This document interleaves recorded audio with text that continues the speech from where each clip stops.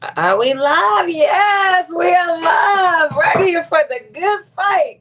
That means it must be Tuesday, 7 o'clock p.m. Central Standard Time.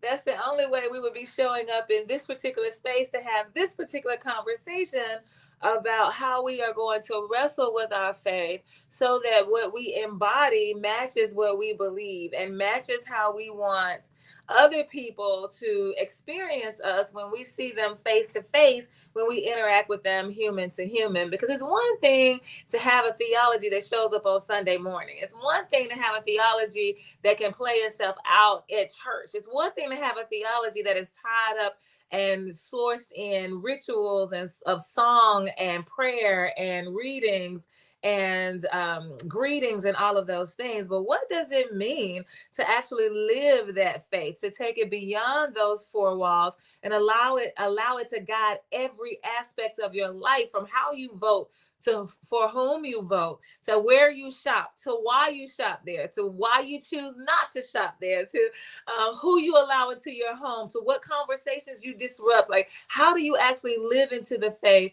that you put on Sundays or Wednesdays or Saturdays, whatever day it is that you worship? Because I am not a proselytizer. I am not trying to get anybody to convert to Christianity. I just want us to talk about our faith in a very real and meaningful way. So I am the Reverend Doctor. You can call me Denise, here for this conversation. And I'm so excited for those of you who have joined me on this night. Hotep, I see you. Hotep, I see you on this night, the last night of 2024. Do y'all know, I keep forgetting? Somebody has had to remind me more than once today that it is the last day of the year. I'm like, oh, right, that's right, that's right. It's the last day of the year. So for those of you who are getting yourself ready to do what you do on New Year's Eve, I do hope that you will be mindful of your safety first and foremost, that you will tend your body to make sure that you are honoring it in a way that will bring it into the new year, so that it is ready for war, ready for spiritual war, we're ready for political war, ready for social war, whatever it is that you're going to get into this next year. I do hope that you will be safe. So welcome, welcome, welcome. For those of you who are joining us for the very first time, thank you so much for showing up in this space for the good fight. I don't care how you got here. I don't care if somebody was bad mouthing the show and you came to see for yourself. If people were like giving us props and you were like, let me see for myself. Either way, I am so grateful and honored and privileged that you wanted to spend this time right here. Even if you are not live, but you choose to watch this and engage during some other time, during the normal rhythm of your life, for that I am grateful. I'm just glad that you are in the number. We used to sing that. I'm glad to be in the service. One more time. Y'all used to sing that song. We used to sing that song. So welcome. If you are here as a regular, I'm glad that you are here as well. Do not want to overlook you in the spirit of gratitude. I'm just so grateful for all of you. When you are engaging with a good fight, there are different ways, different levels of engagement that you can opt into or out of, because I guarantee you, if there's not another space created for you where you can be free, this is one of them. I absolutely want to live in a world where I am liberated, where I am free. That's the world that I want to live in. So those are the worlds that I create. So if you want to opt into one of these levels of engagement, you can take some time as we are going from this 7 o'clock hour to 8 o'clock hour to find yourself in what we're talking about. Whether it's a story that someone shares in a comment, whether it is the text that we use as our pericope, meaning that part of the text that I've lifted up out of a book, which happens to be the Bible, and I'm offering it up for our consideration so we can ground the conversation. That you can see, like, whatever it is that we're talking about, I'm talking about, that you can say, I know what that feels like. That sounds familiar to me. I remember when I did that, or yeah, I've had that experience before or something similar to that. Like, where are you in the story? Because the way that I am presenting what's in the Bible is not as a rigid doctrine that you must follow, but a story that has characters that are written, stories that include characters that have been written by somebody's hand, like you would read any other book. And you might be in the role of that character. That character might be a leader, that character might be an oppressor, that character might be a servant, that character might be a warrior, that character might be afraid, that character might be joyful. Like, where are you in this story? That's one of the ways that you can engage with a good fight, by locating yourself in the story. Another way that you can engage is by looking through a window where you recognize that that you have no, like, you can't even begin to imagine what this is like. I was recalling a story and sharing it with a friend this morning, earlier today, about a friend that I have who experienced violence, like up close and personal, where somebody who was standing right beside him was a victim of a drive-by. And so they're just standing on the sidewalk. All of a sudden, somebody comes by and shoots the person that's right beside him. He was so close to the person that the person's blood splattered on him. And he just stood frozen for a moment, like, oh my goodness, what just happened? I cannot even begin to imagine what that's like. Like, I don't even have memories of just standing on the corner hanging with somebody. Like, I don't even have any of those memories. And so to sit and have someone share something so traumatic, then that is a gift. And so being able to look at somebody else and center them, listen to them, receive their story as the absolute gift that it is, realizing that you've done, I was getting ready to say you've done nothing to deserve this gift, but you actually have done something. You've created an environment where this person feels that it's safe enough to share. And so when you've created this environment and you've allowed the person the freedom to know that you will handle their story with holy hands, then you just sit back and just honor that story. And then once you hear it, you can't unhear it. And so it's going to penetrate your spirit. What happens from there is between you and God. And so this space is just about opening up and just allowing yourself to see through somebody else's lens what the world looks like for them. Third way that you can engage with the good fight is to walk through a door. I remember Cherie was preaching on Sunday and she made a statement. I thought I was going to talk about it tonight, but I'm not. But she made a statement, and the statement that she made stopped me in my tracks. And I began to think about, like, wait a minute, what's the implications of what she said? Like, what would happen? Like, how do you live into that? Like, what? And so for a moment, I just started thinking about that. I started thinking about what scripture that reminded me of. I started thinking about a conversation I needed to have, some research I needed to do. And so for a moment, I was just like gone in my mind, like chasing down these thoughts. And so I did have to circle back and say, hey, I forgot them. Can you tell me those other points? Because I missed them. And so that's another way that you can engage, that something is shared in this space that makes you say, and you want to learn more about it. You want to have more conversation. You want to invite other people into conversation around it. So that's the third way that you can engage, to walk through that door. And then finally, you can comment right here. We've got some comments right here. You can comment online. Everybody can see them. I can put them up on the screen. We can engage your comments, or you can comment offline. You can still, as you are watching this later, you can still comment and I can see it later on. Or you can hit me up directly, area code 228-236-7440. 228-236-7440. Feel free to reach out to me. I'll be more than happy to continue the conversation. So those are the ways that you can engage with the good fight. Let's see what's going on. Charlotte! Hey, Charlotte! And here's Lo already kicking us off tonight. Bad things happen to good people. Well, once upon a time, I would automatically agree with you, sir. I would say, absolutely. I believe that with all of my heart, mind, soul, body, and strength. But on tonight, I would say, how do you define bad? And how do you define good? And who determines which people get those labels, right? Like, some people in this world can spew hate and be called good. Remember when the Charlottesville incident happened, when all of the system of whiteness was on display with those people who were carrying those tiki torches, and they were marching because they didn't want the monuments of to some white evil person to come down, and a woman ended up losing her life during that whole thing.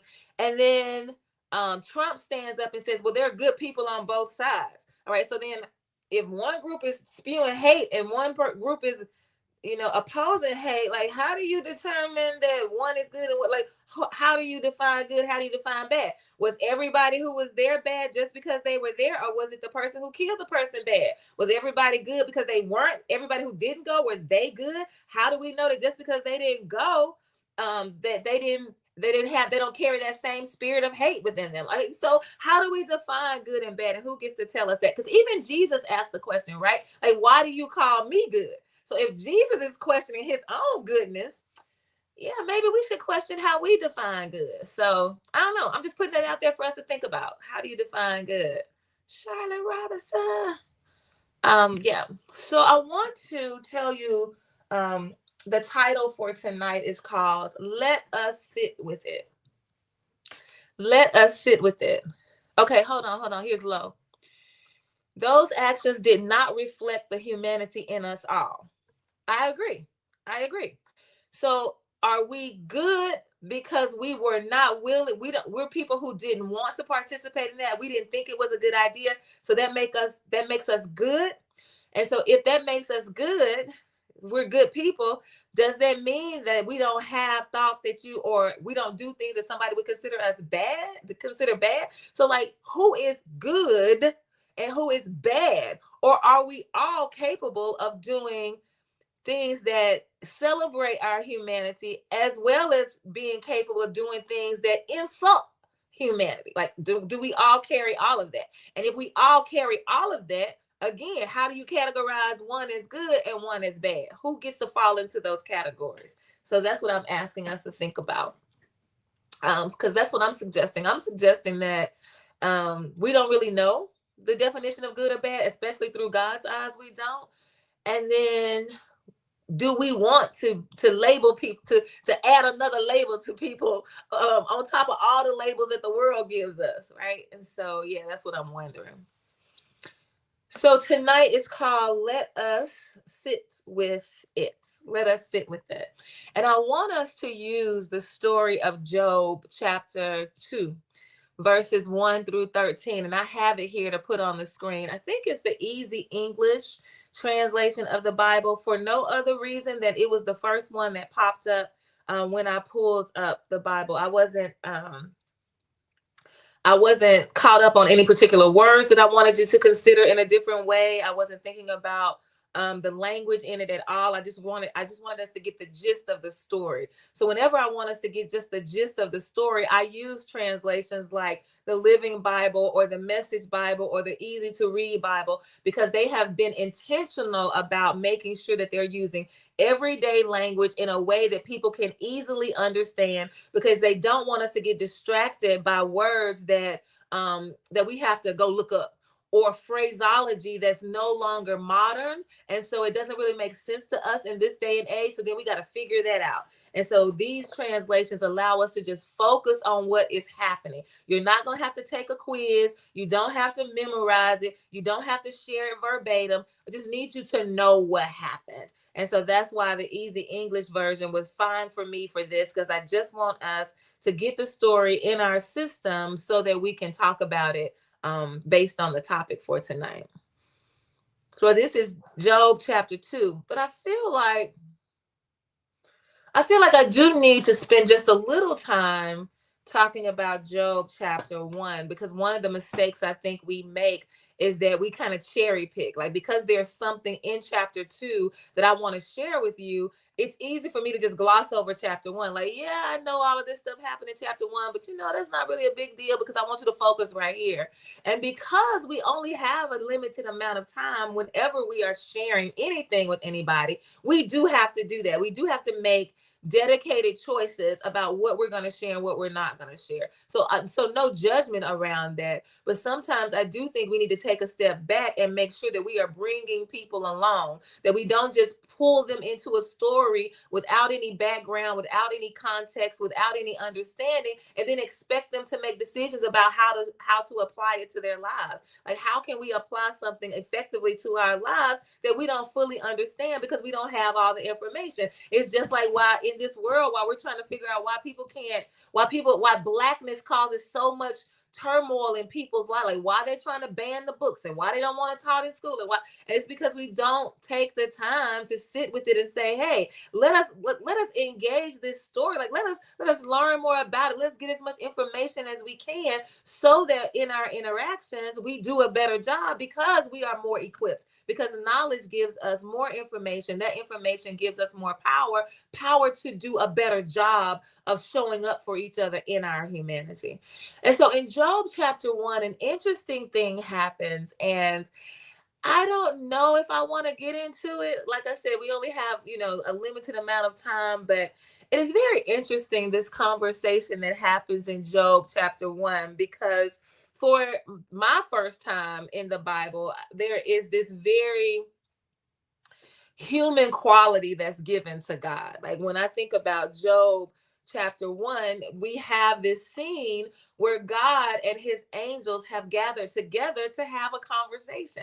It reminds us of the story in Isaiah, of the verse in Isaiah that says, "Come, let us reason together, says the Lord." So God gives us permission on more than one occasion through this story in Job, as well as through the text in Isaiah, that says, I am approachable. I am someone that you can engage in conversation. I am someone that you don't have to be afraid of. I am someone that you don't have to be intimidated by. I am someone who is creating a space just for you to come and sit with all of your questions, all of your concerns, all of your challenges, whatever it is you are going through. You can come and we can deal with it. And you don't have to worry about me popping off. You don't have to worry about me going left. You don't have to worry about me going from 0 to 100. You don't have to worry about me raising my voice. You don't have to worry about me swinging my hands. Like, you don't have to worry about anything. All we're going to do is sit together and see if we can't work through whatever it is. And it's not a one-sided conversation.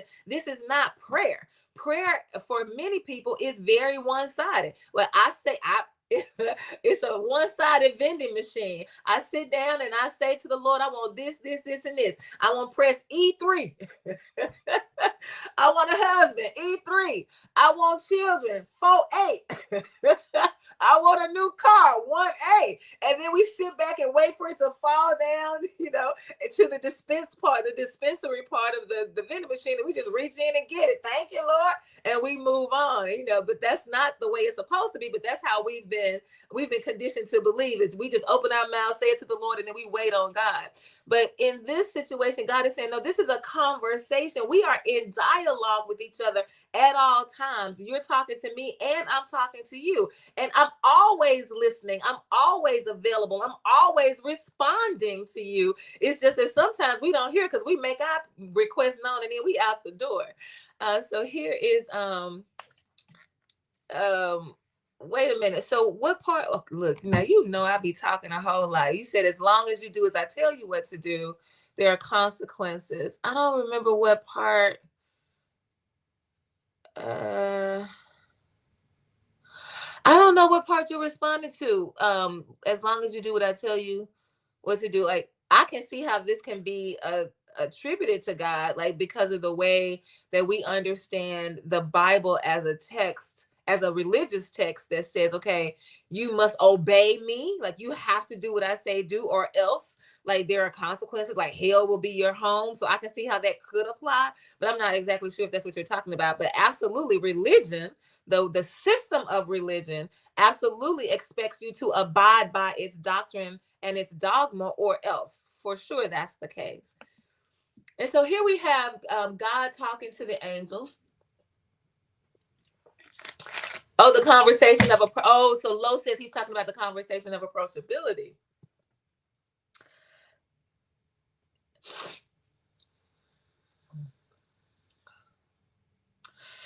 Yeah. So how approachable are you if that's your spirit? If your spirit says, I'm creating a space for you to engage me in conversation, and it's only going to work out for you if you do what I say, does that mean you are approachable? I would be like, if the only way we're going to have a good conversation is if I do what you say, then I'm less likely to want to talk to you. I'm less likely to want to engage with you. I'm more likely to be like, nah, bruh, that's all right. Don't worry about it. I don't even want to talk. And so I think that you are 100% spot on. If we are going to live into what it means to be approachable, then the conversation absolutely has to be a dialogue. It has to absolutely has to center each person's story. And it has to also make sure that we are not competing for the space, right? And so sometimes I think that's also what happens when we are in conversation. Somebody else is talking to us, and we are really not 100% present because we're too busy thinking about what we're going to say. As soon as they stop talking, as soon as I can, they give me a little pause, I'm gonna jump in and say what I want to say, or what they said made me think about my own story. I want to share my story. Hurry up and finish talking so I can share my story. But the true art of communication, the true art of conversation says that I'm going to create a space for us to just flow.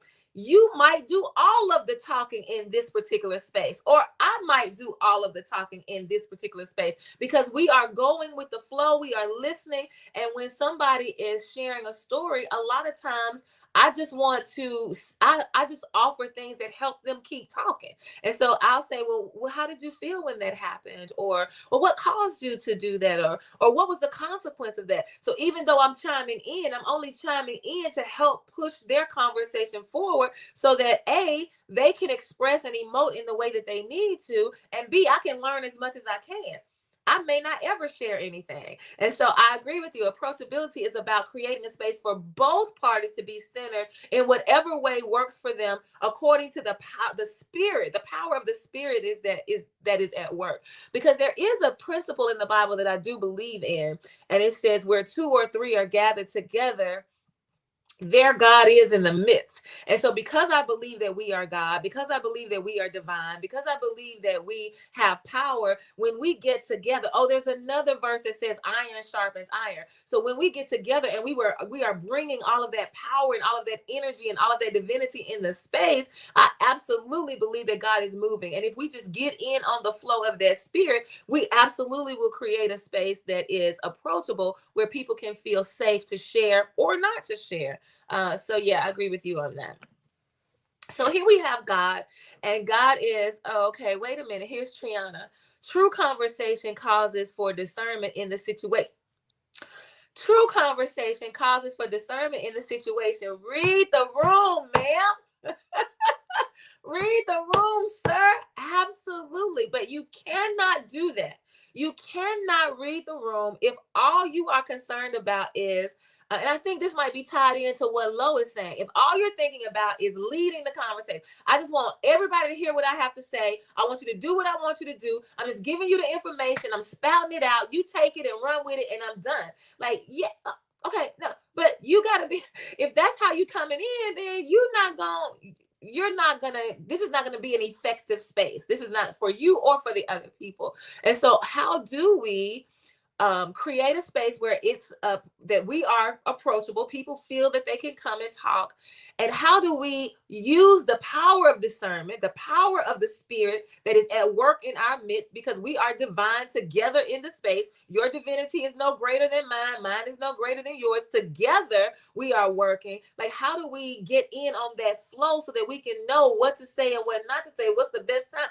I was with my godson son yesterday, and the conversation got extremely heavy. And as we were talking, there was another layer of the conversation that I feel like absolutely needs to be introduced. But because I chose to read the room, I was like, this is not the time to add another layer, because it's already heavy in here. We're already dealing with a lot. We're already trying to work through this. We're already trudging through some mud in this conversation. So how do we stay right here? How do we stay with this instead of bringing something else in? And now we like overwhelmed. Oh my God, I'm about to die. And so, yeah, we've got to be able to read the room. But in order to do that, you got to be sensitive to that spirit. Only people who are sensitive to the spirit have the spirit of discernment. So how do you make sure that you are operating in that spirit? That's what Triana is pushing us to think about. Like, how are you sensitive enough to know when to say, when not to say, how not to say? Are you ready? I don't know. You have to figure that out on your own. You got to figure that out on your own. So here we have God and the angels in Job chapter 1, and they have gathered together for conversation. And it's basically like a debrief. It's basically like yesterday happened, today is Wednesday. No, today is Tuesday. So say Monday happened, and for me, like I went to Memphis Monday. So Monday happened. So here it is Tuesday. My godson and I have already been in conversation, and we're like, okay, let's think about, let's go back and revisit a couple of things that happened. Like, we had much fun. Like, let's talk about it, right? Let's go through the pluses and the minuses, the roses and the thorns, whatever little words that you give when you are looking back on something that happened, and you're trying to suss out like what you want to pull from it, what you learned from it, what you want to keep, and also what you want to throw away, like what is not going to be helpful, and also what can you improve on. It's like, so God and the angels are just kind of straight, they debriefing, and God is like, what's going on? Like, tell me about the day. What do you have planned? What are your next steps? They're just having a regular conversation.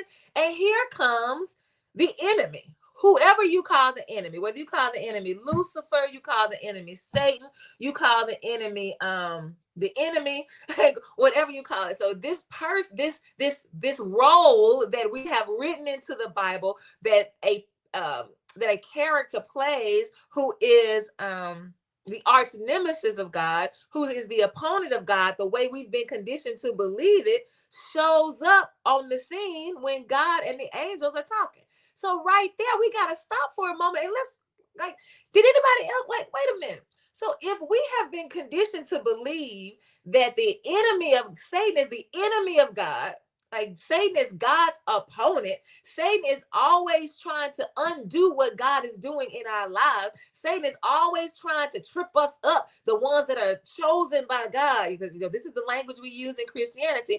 If Satan is so bad and so awful and is always out to get us, why is he in this space with God and the angels? And even if he shows up in the space, God ain't even mad about it. God is like, oh, what you up to? God doesn't say, hey, what you doing in here? Wait, who let him in? Hey, look, y'all ain't on your job. You had one job, sir, to keep the devil out. Oh, the devil, that's another word we use. You got one, like, God doesn't say that. God like, oh, okay. Say, what you up to today? What you got going on? What you been doing? So the enemy, the devil, the opponent, is part of this heavenly, part of this holy, part of this sacred conversation. And so just a regular part, like, come on now, what you got? We debriefing now. It's your turn. Tell us what you got going on. And this character that we call the enemy, the devil, and all of those things says, oh, I'm just walking around straight chilling, just trying to see what's going on, trying to see what I can get into today. And then as part of this conversation, as chapter 1 unfolds, God basically offers up Job. Oh, so you looking for something? You looking to test somebody? Like you got somebody on your mind? Like you interested in trying to, you want to run a survey?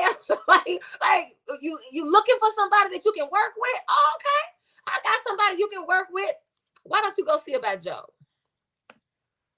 So here's Lo says, makes you wonder how Satan was back with the angels. Yeah, because there's the whole story about Lucifer being an angelic singer, like a member of the angelic choir. And that here Lucifer is, because that's another word, Lucifer, Satan, the devil, the opponent, the arch nemesis, like all the like all of this we have these names for.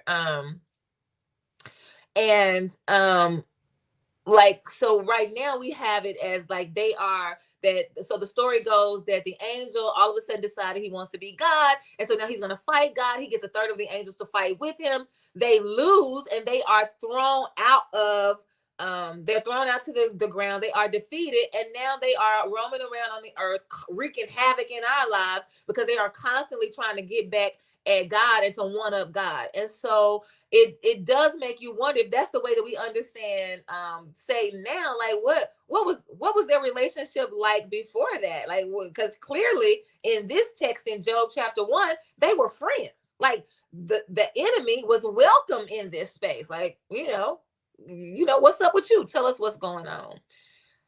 And so Triana says it supports the illusion of free will and choice.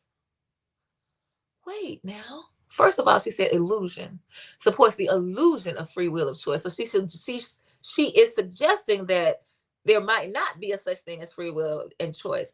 But if you got the enemy and you got God in the room together and they're just, chopping it up, trying to see what they're going to do, and God offers up Job, the enemy, that Satan says, I'm looking for somebody, and God offers up somebody.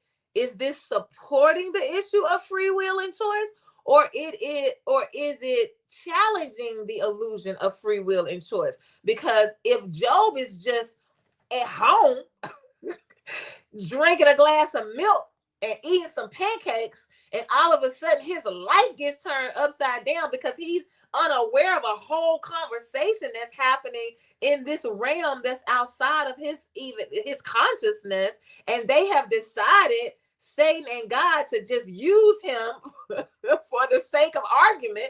Like, does Job have free will? Like, I don't know. So I feel like I would say I don't think it supports it. I think it challenges it. What do you think about that? And so that's what happens in this conversation. As it unfolds, God is like, oh, if you're looking for something to do, like, here go Job. And then Satan says, now you already know. I don't even know why you talking about Job.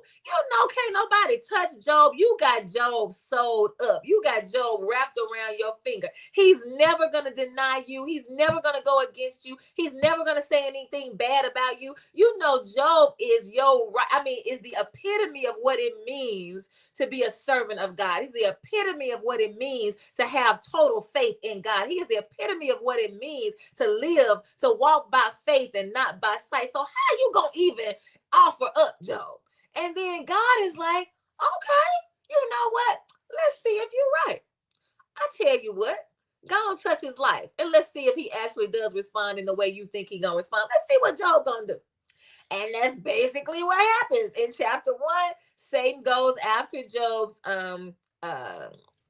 he had property. He had cattle, he had property, he had servants.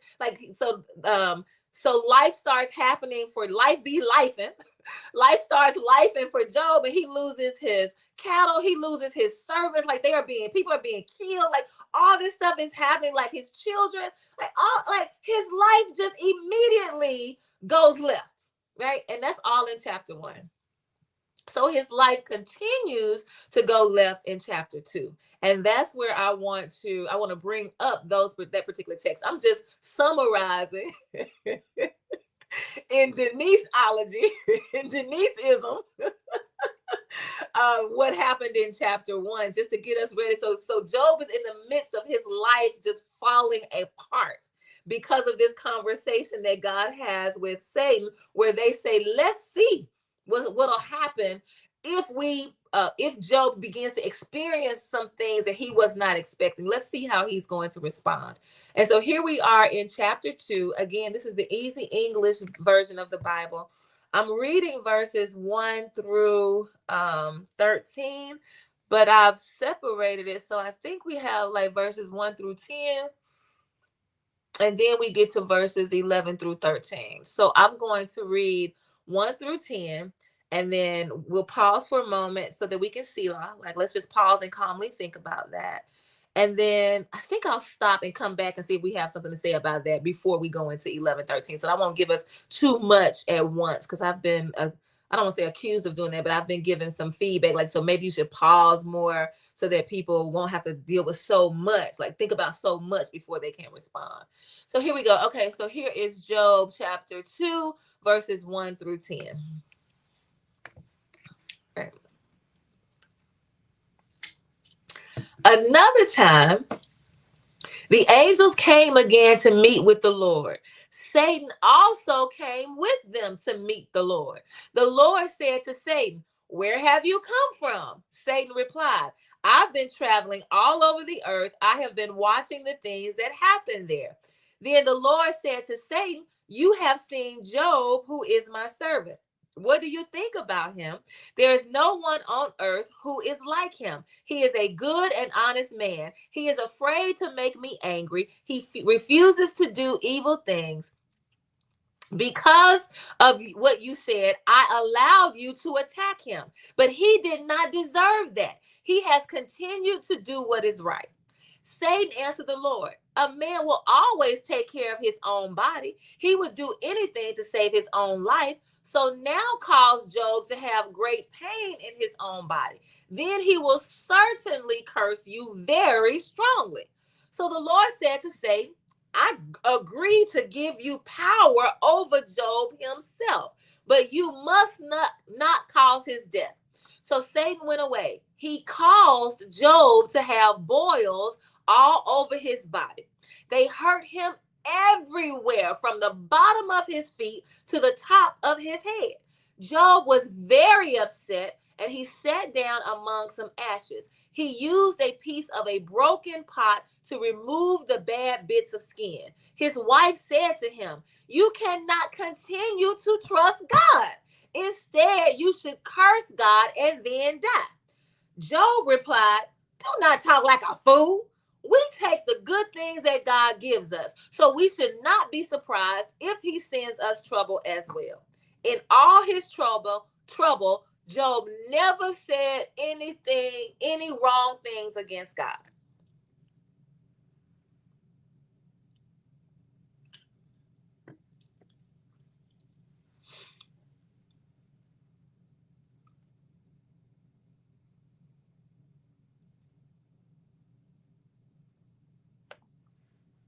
Oh, wait. Okay, so I was, remember at the beginning, I don't want to say remember at the beginning because you might not have been here for the beginning, but at the beginning of every good fight, I talk about the ways that you can engage with the good fight. And one of them is to locate yourself in the story. So as I was reading this time, for you, I realized that I can locate myself in Job's wife. Like I can absolutely see myself, especially in this season of my life, asking us to rethink our relationship with God. And so here Job he has been nothing but faithful. He has been nothing but good. He has been nothing but righteous, nothing but holy. He was praying over his children just in case. Every time they have a party, Job would go through this ritual where he was sacrificing animals just in case. I don't even know if they've done anything wrong. I don't even know. But just in case, I want to pray over my children. I want to ask for forgiveness on behalf of my children. I want to stand in the gap for my children. I want to plead for their lives. Like, so this is the kind of man that Job has been his entire life. And then the Lord, God allows these things to happen. He loses his servants. He loses his children. He loses his property. He loses his cattle. And he's still talking about the Lord, the Lord, the Lord. And his wife is like, "The Lord, like, what kind of God are you serving that does all of this to you and you still praise his holy name?" Let me tell you what you ought to do. You ought to curse God and die. That's what you ought to do, because clearly she has a theology that says if you say anything against God, then the consequences are death. So she already knows that I'm telling you to give up your life, because I would rather see you fight for yourself, stand up for yourself, than to just allow all these things to happen. Like, just say what you need to say, stand up for yourself, and if you have to die, die. I can see myself in her. So here's Lo. Lo said it sounds like a bet to me. Yeah. Yeah. Mm-hmm. Absolutely sound like a bet. Satan, what you looking for? I'm looking for somebody who I can do something to. And God said, "You thought about Job? Job ain't gonna do nothing." Well, let's see if he gonna do something. Okay, I tell you what, you can do these things to him, just don't kill him, right? That's what you can do. Like, don't touch his. First, it was don't touch his body. Then it was you can touch his body, but don't kill him. And Satan is like, "Okay, let's see what's gonna happen." Bet. I'm laughing because I'm like, is this story real? Like, so my God, who is creator of the whole world, and the way we have been conditioned to believe, programmed to believe how God operates, the way we have been taught to believe in the operation of God is that God is involved in the minutia of all of our lives. If I lose my earring, I can pray to God to help me find it. If I want a parking space that's closer to the door when I'm going to the grocery store, I can pray to God for a parking space, and God will grant my. So we have God all caught up in every aspect of every one of our lives, every person in the whole wide world, because according to God, like, God is here for everybody, whether they are here for God or not. So God is concerned about every single person. So if that's the case, God, you ain't got nothing better to do than get into a bet with Satan. And if God knows everything, if God is truly omniscient, God knows that we down here on earth suffering because of all these systems that we're having to fight against. Systems of discrimination and power and oppression and racism and classism and sexism and homophobia and transphobia and xenophobia, all of it. Like, we fighting tooth and nail, some of us, just to exist. And you ain't got nothing to do but be up there having a conversation with your angels talking about, you know what? Go on and touch God, touch Job. Like, let's see what he gonna do. Is that real to you? I'm not gonna say it's not. I'm just asking. Does that sound real? But that's what happens. And so now, remember, in chapter 1, stuff was already happening to Job. So he was already, and even though his servants were being killed, his cattle were being killed, his children were being killed, like, even though all of this is happening, Job never once falters in his faith. He never once blames God, complains about God. He never once does any of that. And here we are in chapter 2, and it wasn't good enough for Satan. Satan is like, wait. Of course he gonna do that. Of course he gonna pass that test. Who wouldn't pass that test? Let's give him another test. And then God says, I agree to give you more power over Satan. And so listen to what we're saying. So Satan doesn't have any power. Satan only has the power that God gives Satan. So when we walk around here talking about the devil made me do it, according to Job, the devil ain't made you do nothing, because the devil can't do anything unless God grants the devil permission. So if you're mad at somebody, you're mad at God. But see, our theology won't let us be mad at God, because God is good all the time, and all the time God is good. So we got to have a scapegoat. So now we start creating theology where we say stuff like, if the devil ain't on your track, then you ain't living right. Wait, what now? The devil ain't got no. The devil don't have any. The devil can't do nothing to me. The devil is irrelevant in my life. The devil has nothing. Anything that's happening to me, any conversation I need to have, I ain't finna talk to the devil. I ain't finna speak to him. I ain't got to pour no oil on him. I ain't got to do none of that, because you is irrelevant, sir. My beef, if I have it, my joy, if I have it, whatever I have, it's between me. It's a straight line. It's a straight line. God, we need to talk. What's happening? I need you to come let us reason, because I got some questions to ask you. And I need to make sure that you have and I've created a space for you to come and join me in this conversation. But that's what happened. So here we are in in chapter 2, and God says, I agree. I'm going to give you the power to touch his body, but you cannot kill him. And so he gives him all of these sores that are just festering all over his body. Have you all ever had a sore that had pus in it? It's an open wound. So because it's an open wound, you got to give it time to create a scab. And as part of that process of creating the scab, it's going to gloss over it with this kind of milky, mucusy, yellowy I don't even know what you call it, but that's part of the healing process. But sometimes because it is hurting, because it's itching, and because it is just irritating you, sometimes we scratch it. And when we scratch it, we reopen the wound, and we also expose that yellowy, pussy, runny kind of stuff. And so that's what's happening to Job. Only it's not happening like right here, or it's not happening like right here or right here. The Bible says from his toes, from we how would we say it, from the crown of our head to the soles of our feet. So we go top down, but according to the Bible, it's bottom up. So from his toe, from the bottom, from the top of his toes to the top of his head, from the bottom of his feet to the top of his head, he is covered with all of these scabs. Right? That's how he looks, because God has allowed Satan to have power to touch Job's life, to make it go left, to see what Job is going to do. And even in this, Job never falters. Job never complains. Job never says anything about, never says anything against God. He continues to be upstanding, holy, and righteous. Okay. I got a problem with this story. I got a problem with Job's response, because I do not believe that in this story, Job is human. I don't.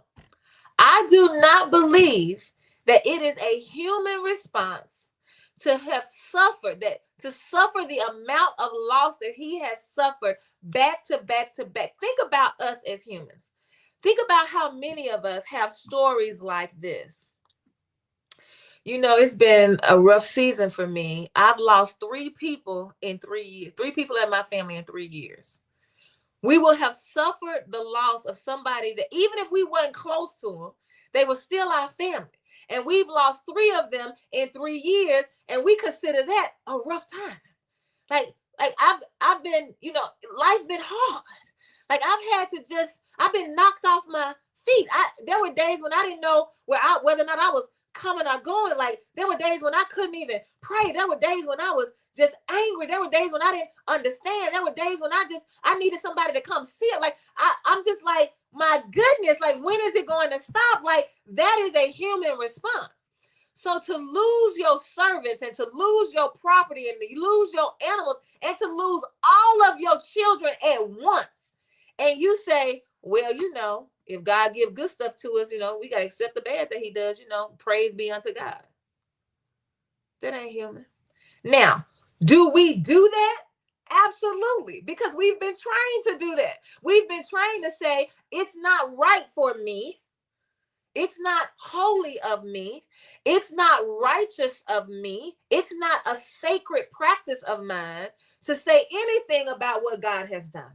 So even Denise, even if you are right that the devil didn't have the power, God gave us the power. Even if he did, it must be something that God is trying to teach me. It must be something that God is trying to pull out of me. It must be this test that's going to give me my testimony. It must be a reason why God. So I'm just going to thank God for choosing me. That's what our theology conditions us to do. And so we push aside all of what we're really feeling and what we're really going through. And we ask people to put on a brave face and to praise God anyhow, and to don't let anybody see you cry, you know, because you got to be strong in your faith.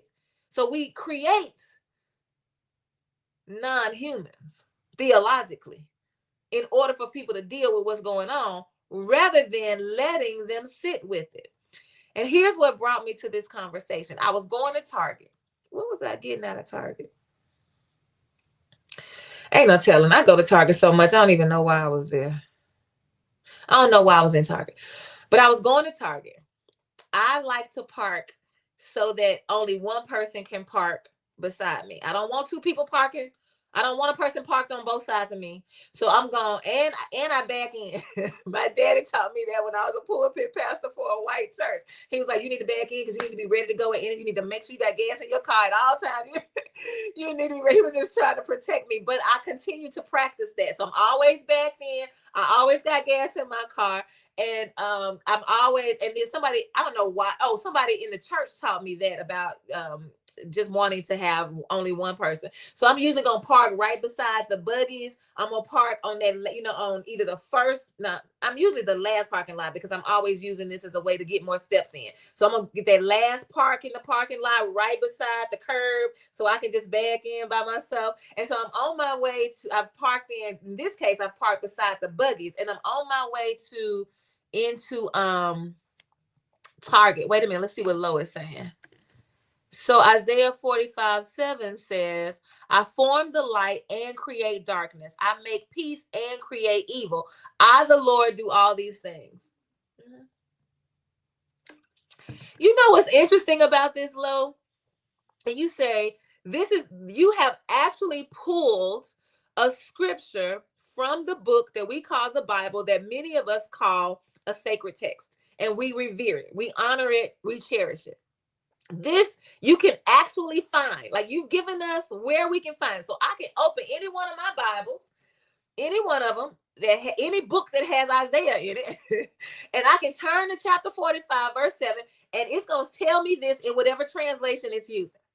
What you cannot find in the Bible, wait, now I don't hear people quoting this. I've heard you quote this more than once, but I don't hear people quoting this in church. I don't. But what you cannot find in the Bible, and what you do hear people quote all the time, is God is good all the time, and all the time God is good. That's what you hear us quote. We quote it in church, out of church, with family, with friends, with strangers. Because I've said it plenty of times. Because I engage people in conversation. I don't care where I am. I don't care if I know you or not. I've said it to complete strangers, and that ain't nowhere in the Bible.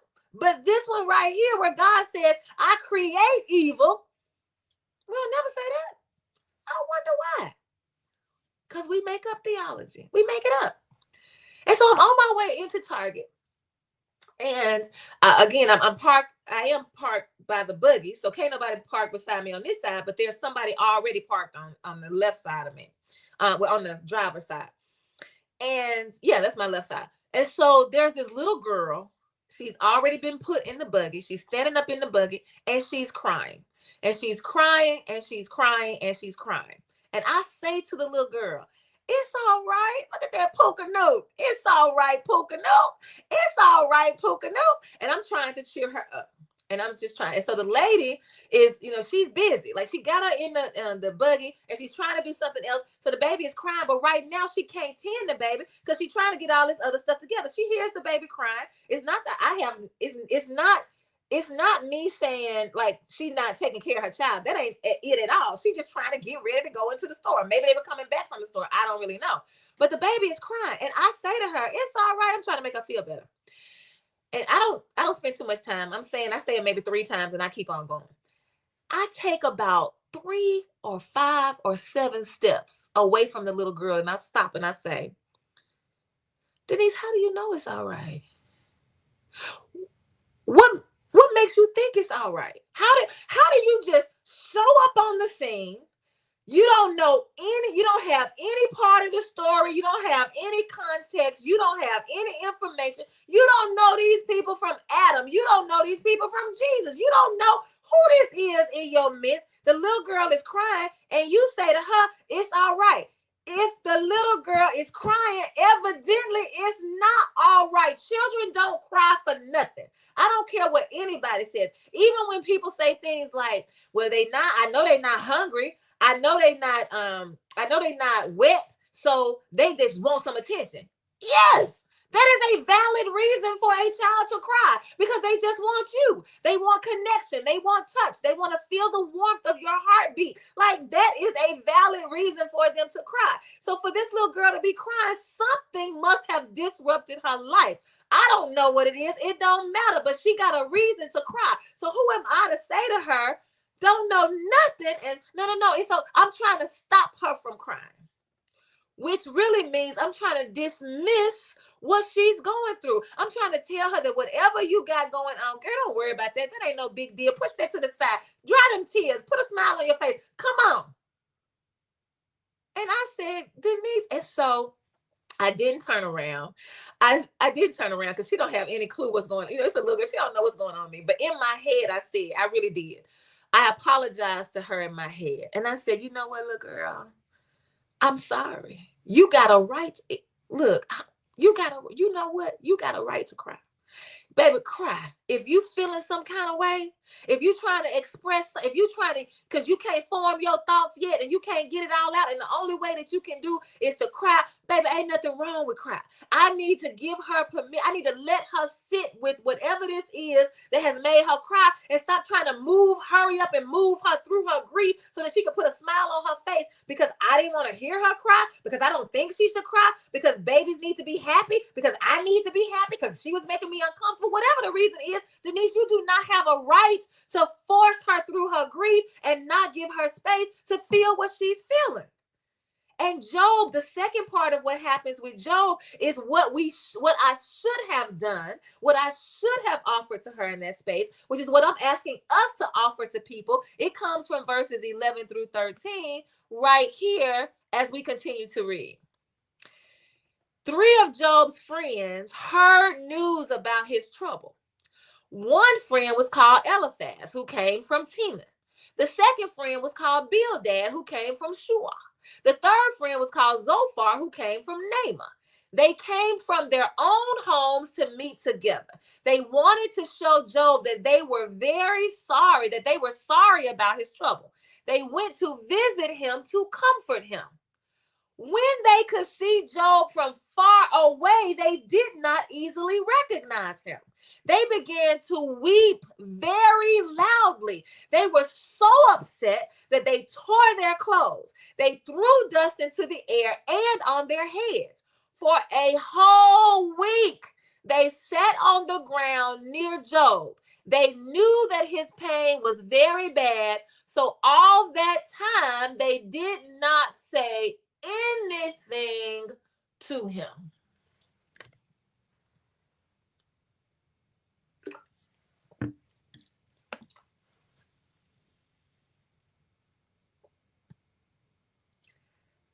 They let him sit with it, and they sat with him, and it was nothing but silence for a whole week.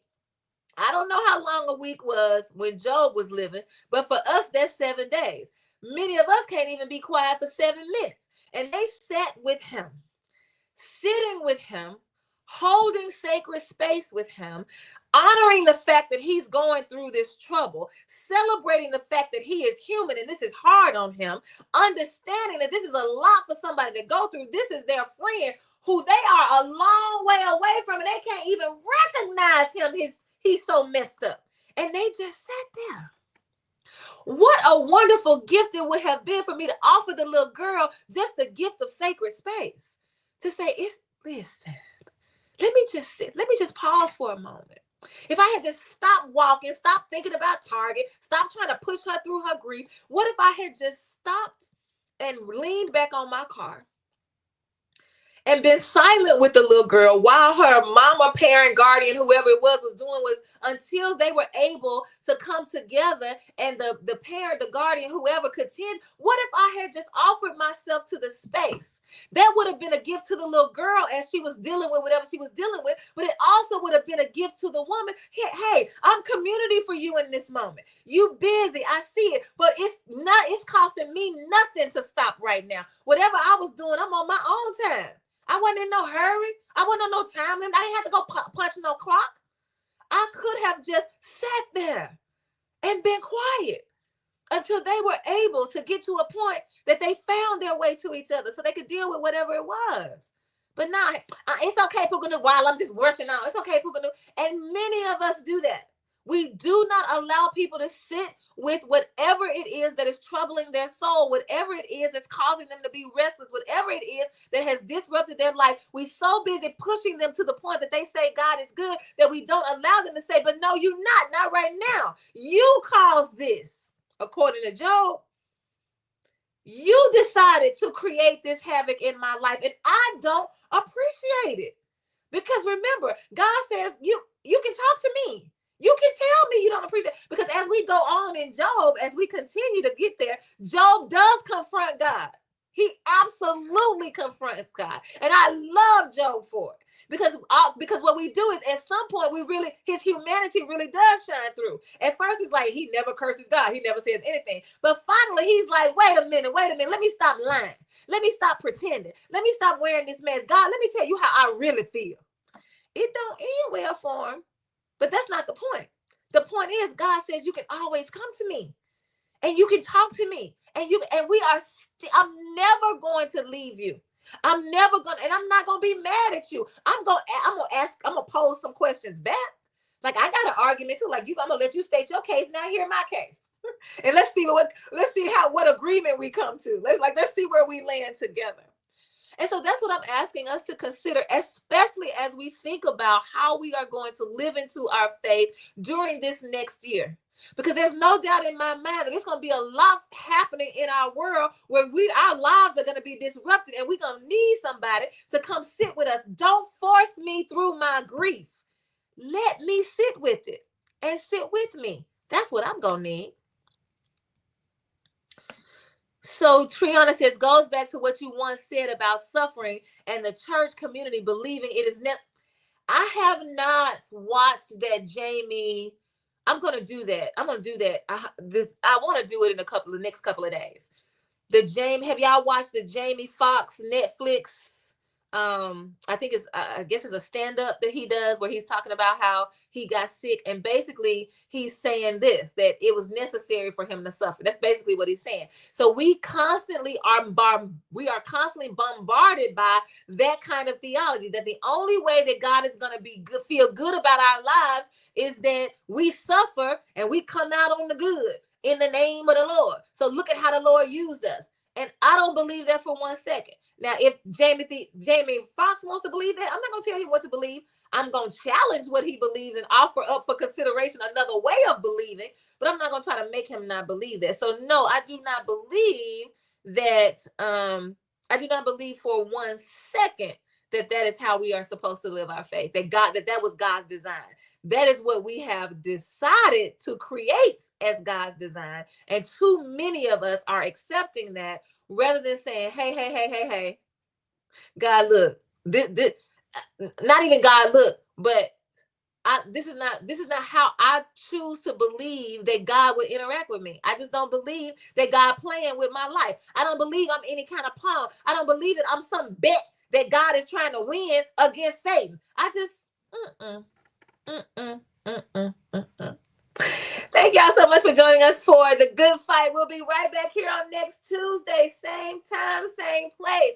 Enjoy whatever it is that you are doing. If you do not celebrate holidays, enjoy not celebrating the holidays. Stay safe, and I'll see you, what they say on the flip side. I'll see you in 2025. Bye.